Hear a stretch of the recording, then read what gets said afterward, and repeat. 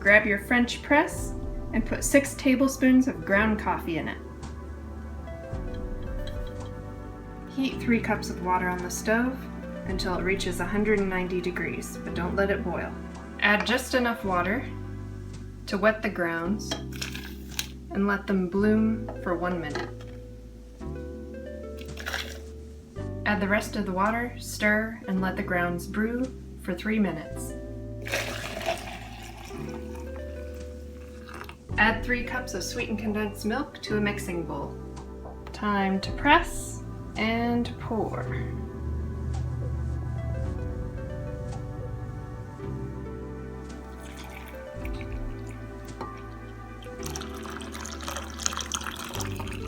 Get every last drop.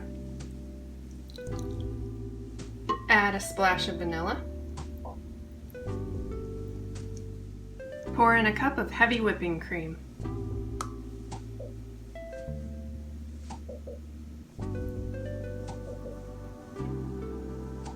Whisk until fully mixed.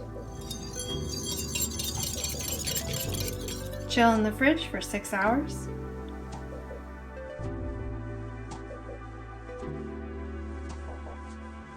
Add chocolate bits and freeze overnight. Ooh la la. Let's test it out. Ooh, this looks good. And now for the moment of truth, the taste test.